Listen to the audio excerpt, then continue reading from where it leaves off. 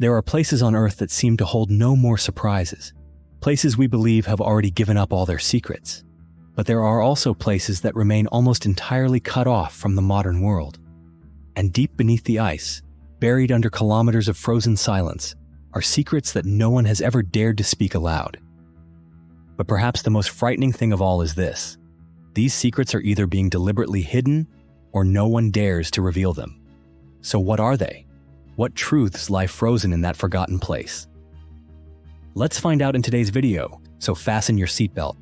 This might be the deepest mystery you've never been told. But first, you'll have incredible luck if you like and subscribe before this video ends. Situated at the southernmost point of the planet, this sixth continent seems to belong to a world different from the one we live in. With average temperatures around -25 degrees Celsius, it exists like a blank space on the map of human civilization. And it is precisely this emptiness that makes the place so remarkable. Unlike other remote corners of the world, places that people have eventually managed to set foot on, Antarctica has always felt out of reach to ordinary people. Not because we cannot go there, but because we are not allowed to know. Before 1909, most of the world didn't even know Antarctica existed. It wasn't until an expedition led by Ernest Shackleton set foot on this endless expanse of white that humanity, for the first time, truly realized the Earth still held a place this cold, this remote. But is the absence of life on Antarctica simply a matter of harsh weather and distant geography? Or is there something else still hiding beneath the layers of ice that are millions of years old? We often speak of Antarctica as a vast natural laboratory, a place where scientists come to study climate, glaciers, and the lingering secrets of ancient paleontology. But what if everything we've been told is just the surface? What if, beneath the frozen silence, Antarctica is guarding a completely different chapter of human history? In 2015, while much of the world was still caught up in debates about climate change and technological progress, Linda received a strange handwritten letter. No clear return address, no explanation, only a brief title at the top: The Truth About Antarctica.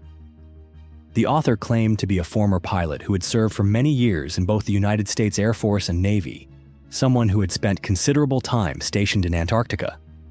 He wrote that he had personally witnessed things that, in his words, no one would believe unless they saw it with their own eyes.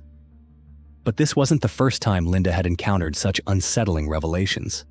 3 decades earlier, she had been the first to report on a series of bizarre incidents in America's agricultural heartland, cases of cattle mutilation that left no trace. For an extended period of time, hundreds of ranches had reported the same chilling discovery. Healthy cows found dead in unnatural positions, their bodies entirely drained of blood, and organs like the eyes, tongues, and reproductive systems removed with a precision that resembled laser surgery. At a time when such technology didn't yet exist.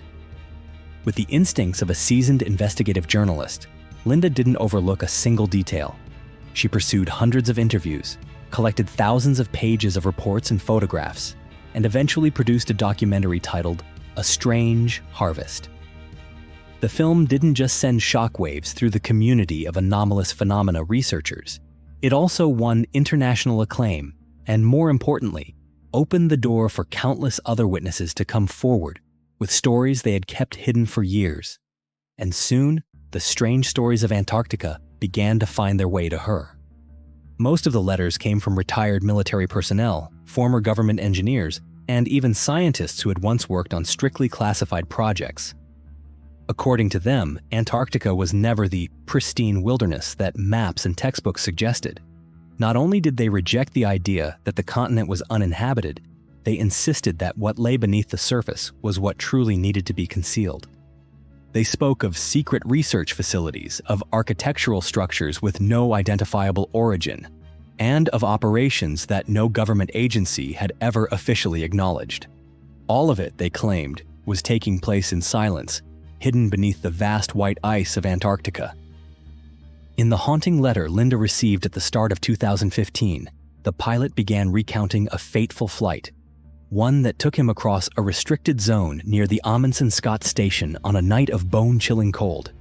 And what he and his crew saw in those skies would forever change what they believed about Antarctica. The pilot's name was Brian. He was a former flight officer who had served nearly 15 years in Antarctica. The moment he saw Antarctica's hidden secret came on a late September day in 1995, and from that instant on, it marked a clear and irreversible divide between everything he had once believed to be true and what he had just seen with his own eyes. The mission that day was, at first, nothing out of the ordinary.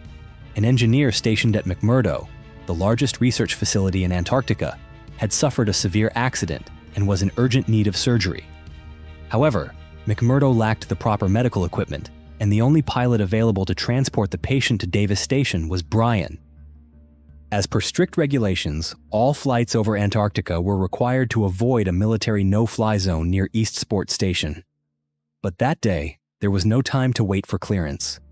The patient had slipped into a coma, and under the pressing emergency, Brian and his crew were forced to cut through the restricted area to save precious time. Their C-130 Hercules pierced through the wind at a steady cruising speed.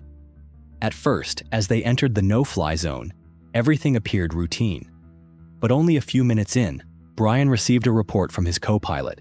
The navigation system was showing strange interference, unlike any kind of electromagnetic disruption they had encountered in thousands of previous flight hours. With the electronics no longer reliable, they had to rely on visual coordinates. And that was when they saw it. In the middle of the vast, blinding white snowfields was an enormous underground facility. Its circular opening was as wide as an entire football field. It wasn't a natural crevice, nor was it a scientific outpost as marked on any map. Surrounding the structure, dozens of armored vehicles, leaving no visible tracks, were steadily moving toward the entrance, as though some hidden operation was taking place deep beneath the surface. Brian and his flight crew were speechless. They had never seen anything like it before. But there it was, in plain sight, a vast entrance into the earth, so large that their aircraft suddenly seemed like a mere plastic toy beside it. And what unsettled them most was that, even from the plane's altitude, they could not see the bottom of the massive shaft. Still, there was no time to hesitate. The patient's life was hanging in the balance. Brian maneuvered the aircraft out of the restricted zone and continued the journey to Davis Station. The patient was successfully stabilized and survived. A few days later, after returning to the Amundsen Scott Station, Brian was abruptly summoned to a small meeting room where a senior officer was already waiting for him. The meeting lasted only a few minutes, but its message was unambiguous. He was forbidden from ever speaking of what he had seen. Yet nearly 2 decades later, he chose Linda to reveal the entire truth. He didn't just send her his account. He included his Antarctica service medal and a photo of the 1995 flight crew.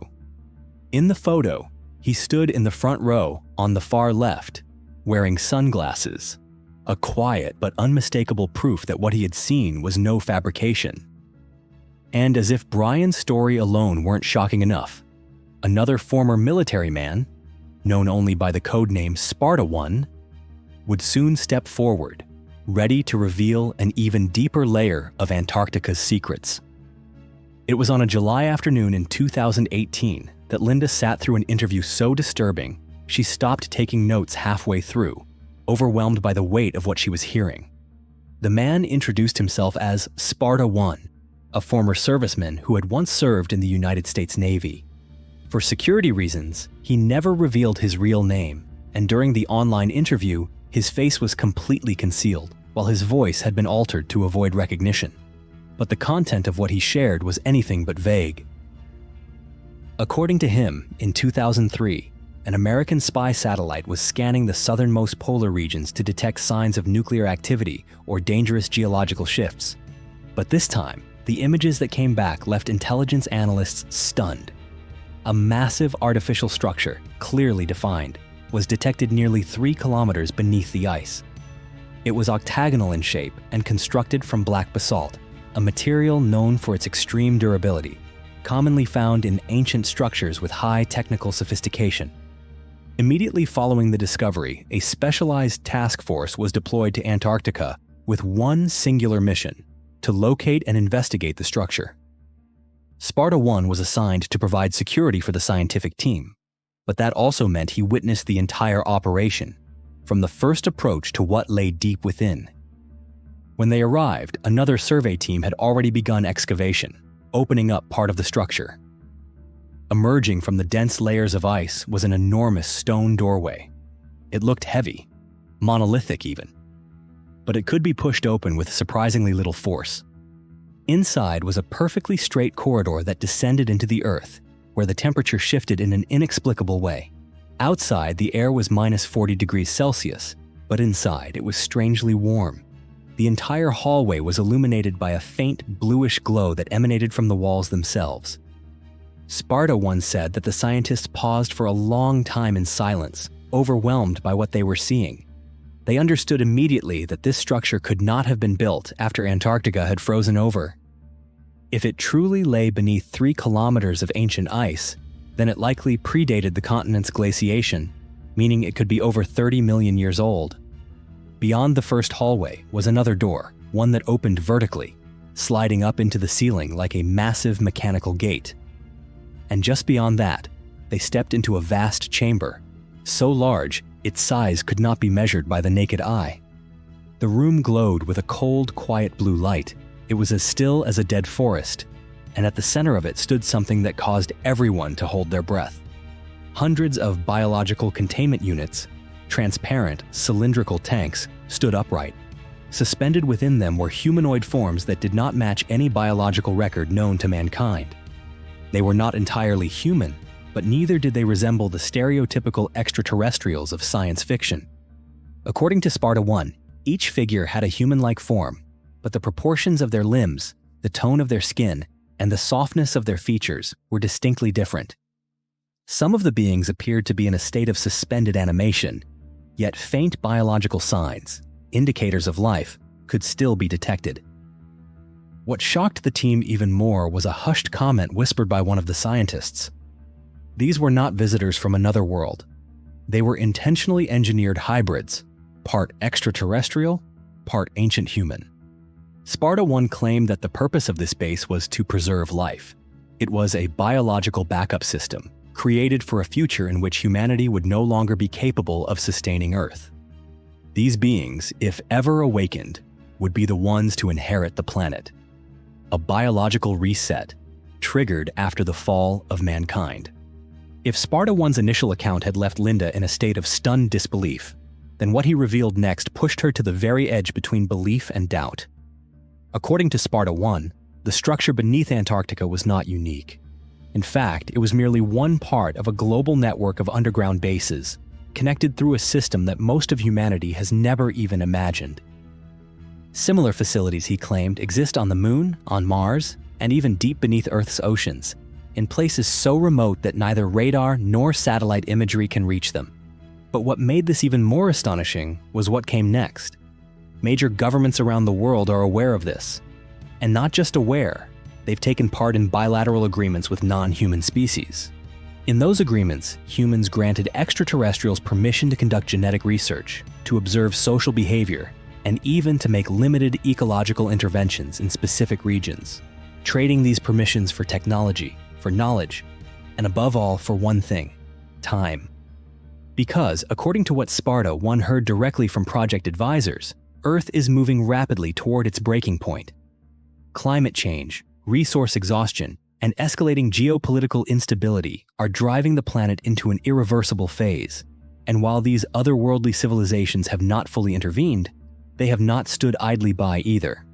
The first meetings, Sparta 1 claimed, took place after World War II, and one of the key strategic locations for those early negotiations was Antarctica.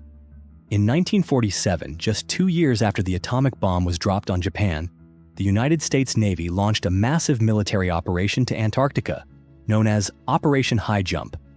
Officially, it was presented as a geological survey, but in reality, the operation was a covert military expedition, intended to investigate the presence of unidentified forces. In an extended part of their conversation, Sparta 1 mentioned a phrase he had heard repeated over and over in classified documents connected to the project: phase transition protocol. According to him, it was a technical term used to describe an ultimate scenario, one in which humanity no longer holds the ability to govern the planet. When that threshold is crossed, the transition phase begins. The beings beneath the surface, the ones designated to take over, will awaken. With all the life experience and investigative instinct she had, Linda asked him a direct question. So who made that decision? Who gave the authority to hand over the planet? Sparta One stared into the camera for a long time before responding, his voice low and heavy. Not us, and not them either. The ones who made that choice left here a very long time ago. He didn't elaborate further. Since 2015, Linda has received dozens of other accounts from witnesses who had never met one another.